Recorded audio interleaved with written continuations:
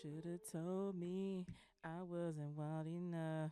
You should have told me I didn't smile enough. But you let me on and kept me going. And we never should have wasted this Dun, dun, time. dun, dun, dun. You should have told me I wasn't smile enough. You should have told me I didn't smile enough. But what you had in mind made me lose my mind.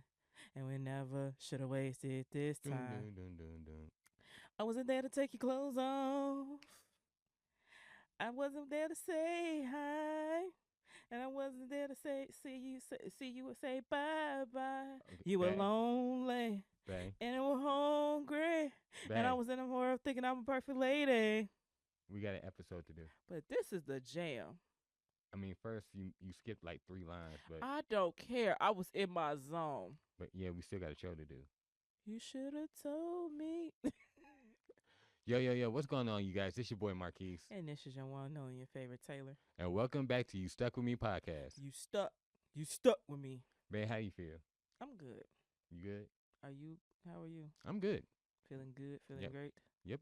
Feeling great? Feeling good. How are you? You? Again, still full of music, but it's okay though. I just want the Big Mac meals. But don't be talking about Big Mac meals because I'm starving already. I'm big back. I'm feeling great. So in this episode, y'all, we're gonna get into a topic that we have yet to speak on, and to kick it off, I'm gonna say this: in a relationship, what you don't say can be louder than what you actually do say. Ooh, say that again for the people in the back. I said, in a relationship, what you don't say can be louder than what you do say. And don't have me be no mind reading out here in these streets, cause I can't read no minds. Agreed. I can't even remember half of the stuff that I ate this morning. So don't ask me to don't ask me to read your mind. Mm-hmm. Do I look like a Avant to you? Nope. So in this episode, you guys, we're talking about in a relationship where one spouse thinks they're doing everything they're supposed to do, and they're really not. Well, as I like to put it, it's funny because, like I told you before, I talked about this with several of the peanuts. In a relationship, one person may feel like that their 100% is their 100%, Mm. or that they feel like they doing enough when they really not doing enough. I can see that. Right. So So you go ahead. wanna I'm sorry. do you wanna expound on that? Oh yeah, I can do an example. So let's say you used to live in your parents' house, right? Right. You used to live with your parents, and you had a set of chores. Mm-hmm. Your chores would be taking out the trash, washing the dishes, so on and so forth. But you had your way of taking out the trash. Like you were cool just taking out like one bag of trash, which was in a central location, right? Mm-hmm. But now you're in a relationship. Now you're adjusting to living on your own. Excuse me, you're adjusting to living on your own, and now the chores still apply. So you so used to taking out the trash in that kitchen area, and you think that's okay. Mm-hmm. No, your partner, when they ask you to take out the trash, they mean take out the trash, out of the bedroom, the computer room, the living room, wherever there's trash at. Mm-hmm. See what I'm saying? Yeah. So what you think is 100% of taking out the trash is not necessarily mean it's your partner's definition of taking out the trash. I can see where you're going. Yeah. So let me ask you this.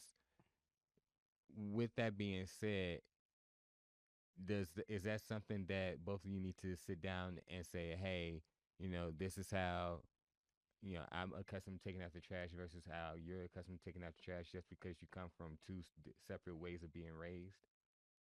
Yes, it's always a conversation that needs to be had because again, you might have the mindset that you're doing 100%, but in all actuality, you're not. You're giving 75. I see where you're going with that, and that actually reminds me of another song.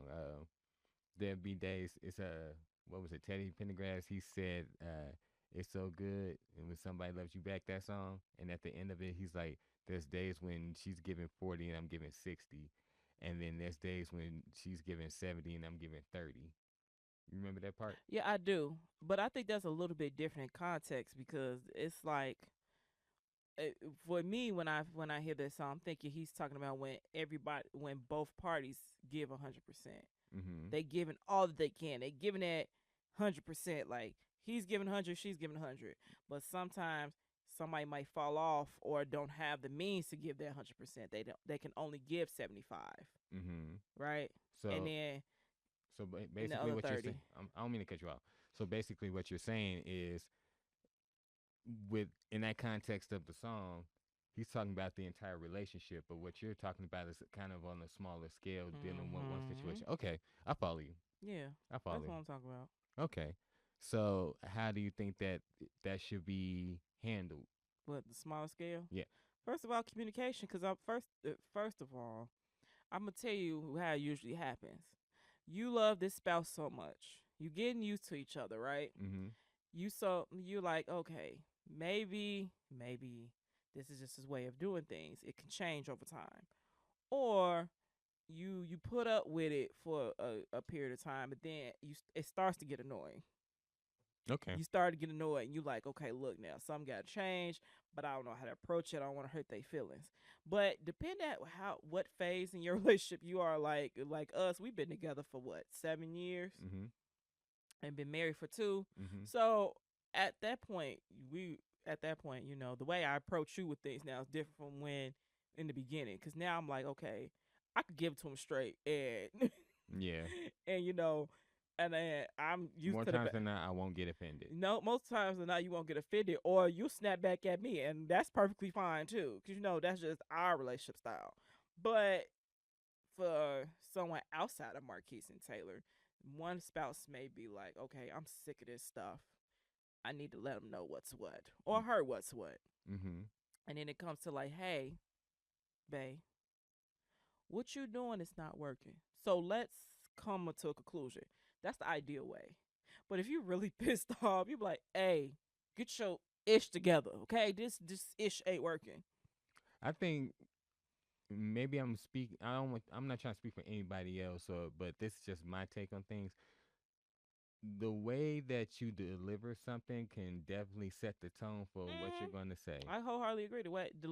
Like I said, what I tell you sometimes when you come to me with crazy stuff, like your presentation is whack. You need to fix that. Yeah, Mm-hmm. delivery is key. If you come to me, I know for me as a person, not speaking for everybody else, if you come to me in a nice, caring way, that's what you gonna get. Mm-hmm. But if you come to me with this loud ghetto stuff, don't be surprised when you get the ghetto royalty side of me. Mm-hmm. It's I think. like what they say now. You're you're reciprocating energies. Mm-hmm. So And I think about it like this: you say if somebody comes to you in a loving way, then that's going to be the energy that you give them. I'm more of a okay. If you come to me and this is organized, then you're gonna get the organized. Like, okay, so this makes sense. How do we move forward? yeah, I can see that because I'm the type of person. Even though I joke say I thrive, I work best when everything is like all out of place. Mm-hmm. But depending on the situation, it gives me anxiety. And I'm gonna be the one to tell you like, hey, Your OCD is kicking in. my OCD is kicking in. Hey, this is kind of effed up. Like, Yeah. let's just start from scratch.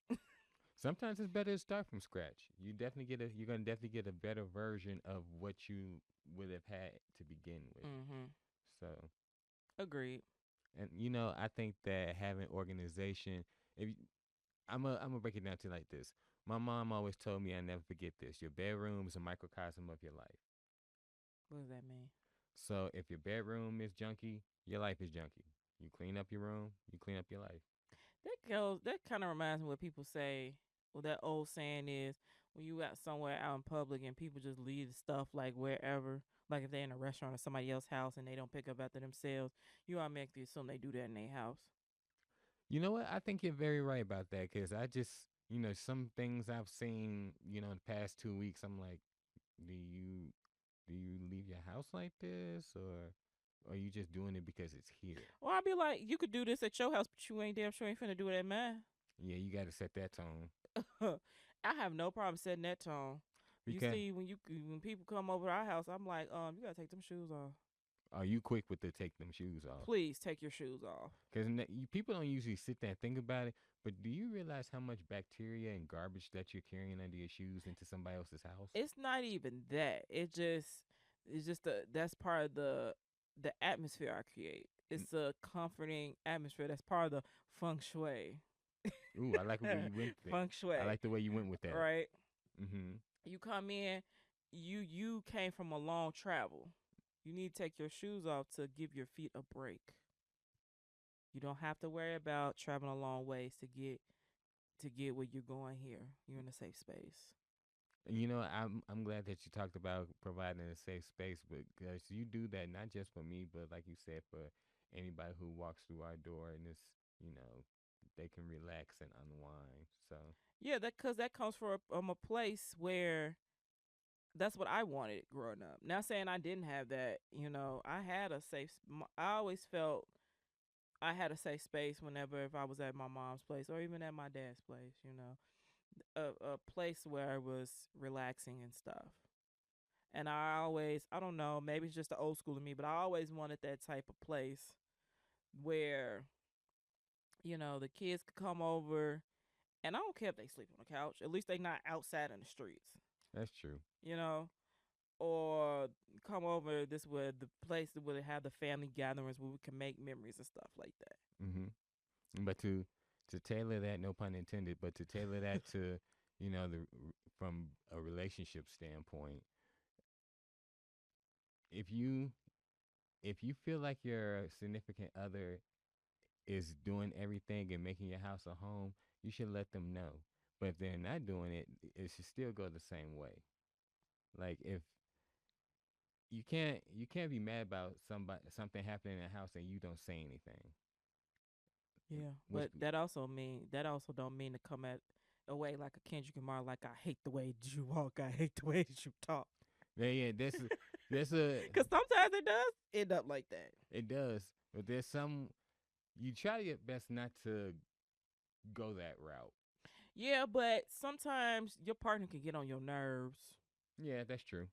Get on that last nerve. Like sometimes you would have got on my last nerve. Like, hey, stop this. No, you're more of a, babe, stop. I'm like, stop what? It did, but then you be a troll, but like, okay, and then go back to doing the same old stuff. But that's just how a relationship works. But on a serious note though, you can't expect your significant other to read your mind. And again, that's another part of communication, but we're gonna come back to that later.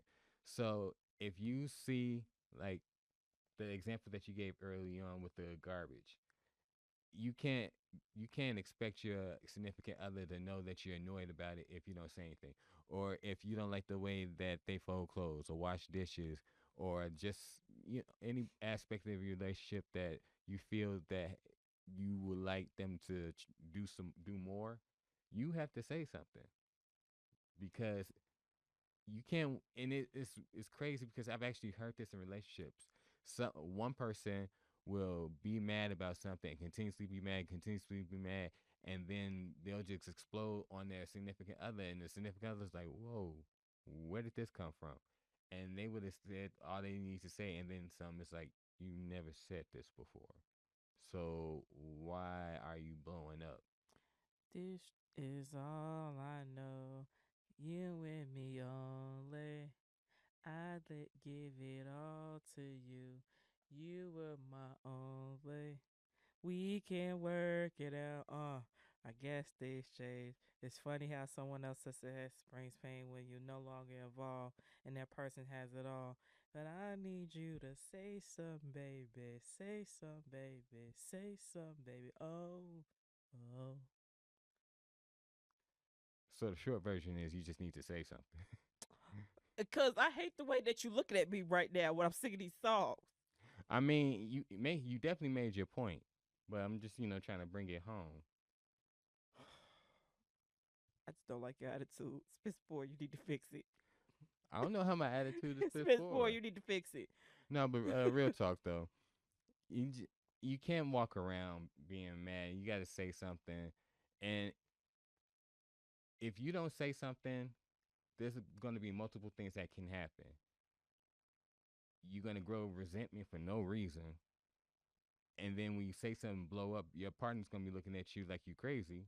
And then y'all going to have a bigger fight. And then it's going to end up, you're not going to remember what you started fighting to begin with. So it would just be best to nip it in the bud and just open your mouth, say something. Because there are a lot of people, men and women, who say that they're adults and they are good in a relationship, yet they have this biggest problem of just simply communicating. Okay, so look, we gotta look at the flip side of this, and I want to bring this up because it's something that we have talked about. Mm-hmm. So there's the side of whoever has the spouse that has the issue not saying anything, but what about the spouse that does say something, but to the spouse that's, for lack of better words, effing up, but they still do the same thing? There's a communication breakdown on the person that's not listening, that keeps repeating the same behavior. So either they're doing it on purpose or they don't see a big deal about it. But But it's a big deal if your spouse is bringing it up, though. right, they don't see the big deal, but the spouse sees the big deal. You get where I'm going? Yeah. Okay. So it would be on the person who is having an issue taken with them to step it up and say, okay, you know what, this bothers my significant other, so I'm going to change this because I care about them and it's going to make them happy and it's going to make their life easier. And that will go into being service to your partner. If they have an issue with something, you change it.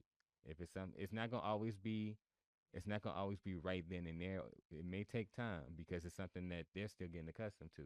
But as long as you see that them actually making progress, it's like, okay, it's not where I want it, but it's getting there. In a perfect world, yeah. But let's be honest. It if I told you something, if I tell you something to do something, no, well, okay, we'll use the garbage thing again since it's easier. So if I say, "Bae, when I ask you to take out the garbage, I'm not just talking about just take out the main garbage that's in the kitchen. You need to go pull garbage from other things." And you're like, "Okay, I see what you're saying." Okay, Mm-hmm. then next time we roll around to take out the garbage, you still doing the same thing. I'm like, okay, I let it go because maybe he forgot or whatever like that. I see But where you. if I'm continuously telling you like, hey, Mm-hmm. and you still doing the same thing, how do I supposed to decipher that you either legit forgot or is it just going in one ear and out the other? Because that's the thing too. That's true. Now I can see why you say in a perfect world. Yeah. Yeah, now I see why you can say in a perfect world because well, something else we also got to understand with within a relationship or just us as people, we live in a microwave society. We need stuff now, now, now, and we don't want anybody to have any grace. You don't want to give somebody grace for something. But in a relationship, I don't necessarily think that you can tailor what the world does to your relationship because it's just you two, and you can't have that mindset. But in a relationship, you have to give the other person grace, whether they keep messing up or not. I get that, but what I'm saying is I gave you grace. Okay, so let's backtrack. Mm-hmm. So, like I said, if I tell you what's bothering me and I come to you in the most appropriate way, the most, well, not appropriate, but the most way tailored that I could best get it through to you. Mm-hmm. 2 weeks have passed. Well, no, two garbage cycles have passed.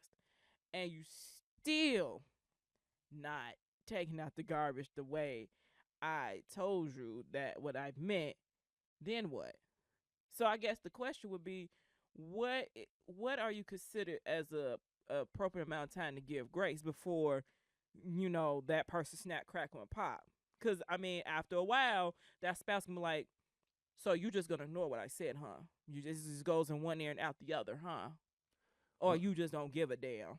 well, seems that we're using the garbage cycle, so let's be honest. The garbage cycle, at least here in the city, is every 7 days. Yeah, It, every week. so it takes 21 days to develop a habit. So if he's not getting it or your significant other's not getting it before then, it's got to take some time, just like anything else. So if it's something that they're not considered, it's going to take. You got to give them the time to like, okay, wait a minute. My spouse or my significant others that they like this done this way. First time it's like okay. Second time, give them a little grace. After that, 21 days to develop a habit, they should start figuring it out. If you give them that latitude, you see what I'm saying? Yeah, but again, that still brings up my question: Oh, what measures? after that, you can. I think you can go off. What measures? What measures as an appropriate amount of time for grace in that situation, or is that based on the relationship? That depends on the relationship, because everybody is different. Cause baby, if you ain't got it in 21 days, then another conversation. For me, if you ain't got it in 21 days, or if it's over a month, then that's an issue. Then I would start thinking like, what is going on here, Mm-hmm. right? Right. So that's what I'm saying. But then, cause I'm just basing on real life stuff. So then that spouse goes off. They're like, well, forget it. I just do it myself. Whatever case may be. Then the spouse does it the way that they had told him to. Then what does that tell you? So they react to? Do they react to the yelling and stuff like that? Does the spouse now got to yell or get upset for stuff to be done correctly? Because that happens too. Mm-hmm. So what do you do in that situation? Maybe I'm not trying to be funny when I say this, but maybe yelling is the way that they get it. Mm. I mean, sometimes it has to come to that. I mean, yeah, but You don't want to, but yeah, you don't want to, but then it's like you yell. Then for a while they do the stuff to keep it copacetic in the household. Then they revert back to the old habit. mm, Yeah, you see what I'm saying? Because it's like mm-hmm. we can give the perfect world picture, which I don't mind doing that. But I mean, with some stuff like that, you just got to be realistic about. Mm-hmm. So with that, with me, what I would do in that situation is like, look, if I'm really agitated, yeah, you gonna know that I'm upset about it. But then that's the great spot. That's the great area there. Mm-hmm. I can yell till I'm black and blue in the face, but if you're gonna go back doing what you think is gonna it works out for you, then with another conversation to be had. Like, why am I wasting my time? Or that spouse may feel like, why am I wasting my time? You know what? I'll just do it myself. I just do it myself. Yeah, that makes sense. Yeah. That makes sense. Or who knows? Maybe the spouse has another revelation about something later on, because that happens too. They're here from a homeboy or someone else to close to them, like, yeah, you should do it like this, and then they go revert to what their spouse was saying. I'm glad you said that because Because that happens too. I just had an epiphany. Sometimes sometimes the message needs to be delivered from somebody else. But and I'm gonna be honest with you, that's just mind blowing to me, because I can tell you so. I'm just using us as an example. I can tell you something. You be like, okay, babe, I hear you. I don't want you to think I'm ignoring you, whatever, like that. You go back and do that same BS, and it takes for me to get upset. Excuse me. It takes for me to get upset to get it done the way I feel is properly done, or the easiest way. Mm-hmm. You do that for, let's say, 2 weeks to make a copacetic in the household.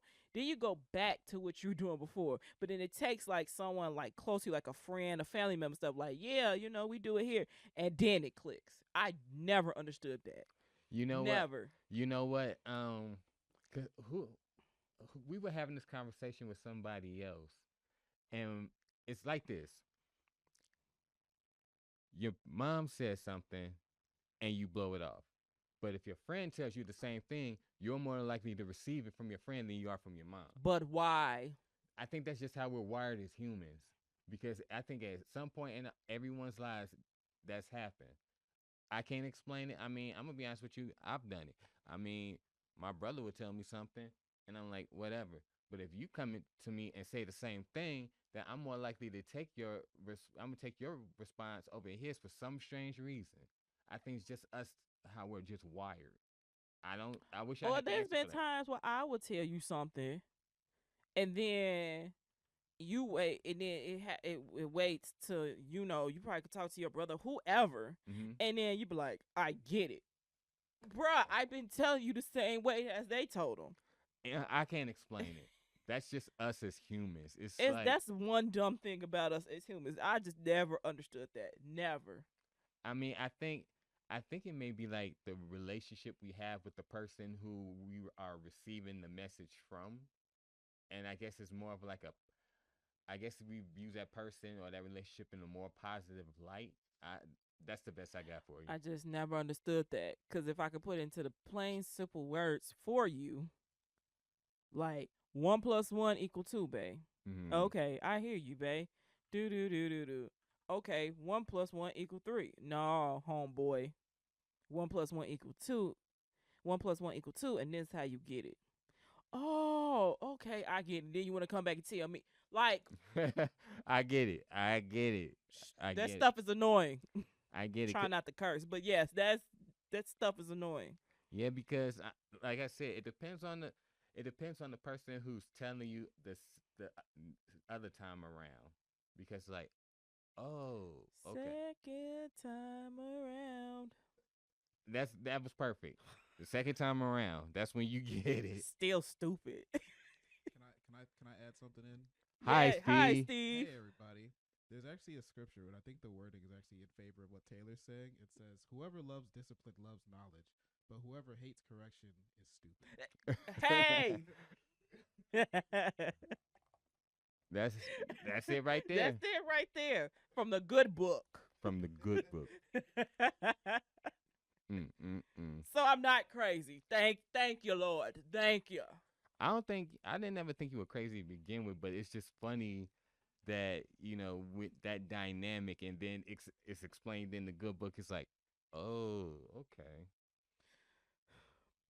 In other words, just listen to your wife. Your wife will never steer you wrong. I'm a piggyback on that, but I'm gonna say it in a different way. Listen to the woman. Happy wife, happy life. That I can't subscribe to. I believe happy spouse, happy house. Ooh, I like that. Mm. Well, listen to your wife. She makes your life easier and simpler. I agree to that. I agree with that. Now take your own advice, sir. So on that note, Babe, you want to tell the people where they can find us? You can find us on Facebook. You can find us on Facebook, YouTube, also on Apple Podcasts, Spotify, or anywhere you stream your favorite shows. You can email us at youstuckwithme@gmail.com. That is USTUCKWITME@gmail.com. You can send us a letter on our IG. That is YouStuckWithMe_podcast, USTUCKWITME_podcast. You can find me personally on Instagram and the app formerly known as Twitter at mine_1. That is M1NE_1. Once again, that is M1NE_1. And you can find me on Instagram and the app formerly known as Twitter under Queen Points. That is PO_NTZ. Again, that is Queen Points, PO_NTZ.